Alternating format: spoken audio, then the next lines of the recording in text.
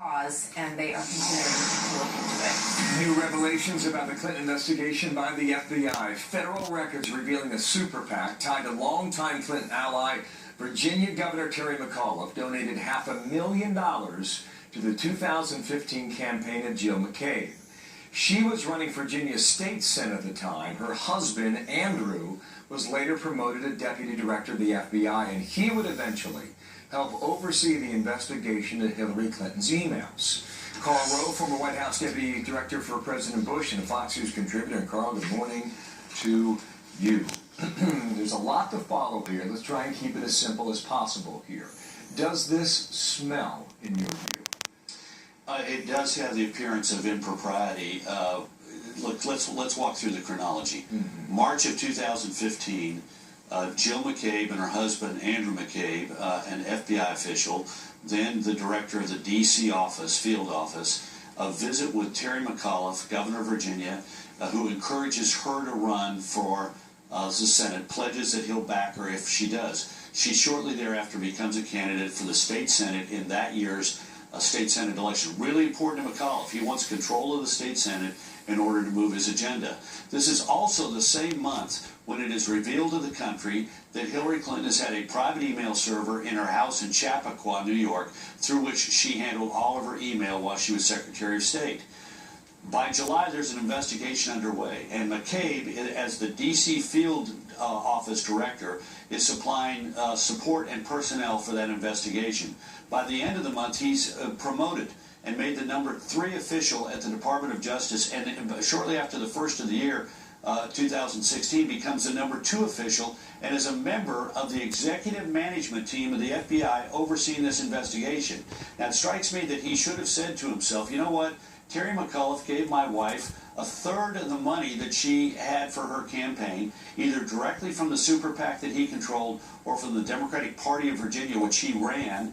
And I think he should have said to himself, you know what, I really need to recuse myself from any involvement in this matter. McAuliffe is a close ally of Hillary Clinton. I don't know whether he's involved in this or not, but out of an abundance of caution, let somebody else supervise this part. I will recuse myself from any management, executive management duties supervising this. Okay, let me ask a few basic questions. She lost her election, right?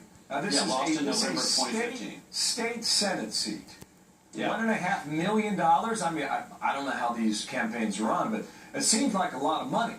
Is it? Well, $1.8 million, and yes, it's a lot of money. Now, remember, this is critical for McAuliffe's success. I think the Democrats were down by 1 seat in the state Senate.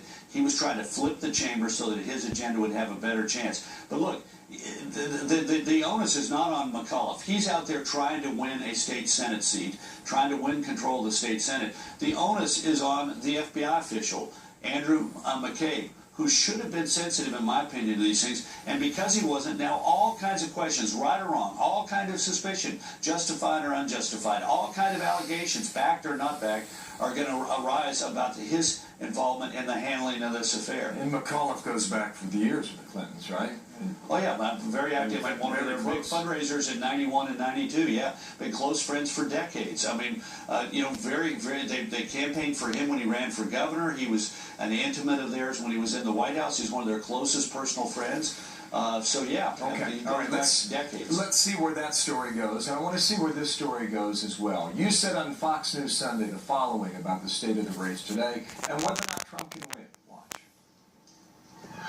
He would have to not only win 2 states where he's either only slightly ahead or behind by 4, but he would have to pick up states where he is behind by, at, or above the national average. I don't see it happening. That last part, I don't see it happening.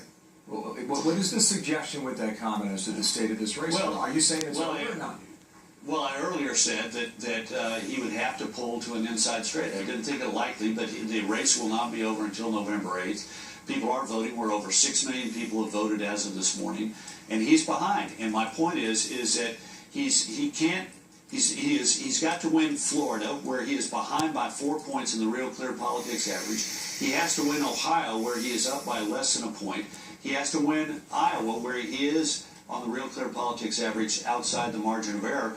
But to get to 270, he's got to win states where he is at or above the national average of the gap. He's got to win a Pennsylvania or a Wisconsin or a Colorado or New Hampshire and Michigan or some combination thereof. And it's an inside straight, difficult to do. People do it, but it's really, really tough to do. All right, Carl, we're going to show the map for our viewers in about 30 minutes, too. Thanks. See you real soon. Carl Rove there in Washington.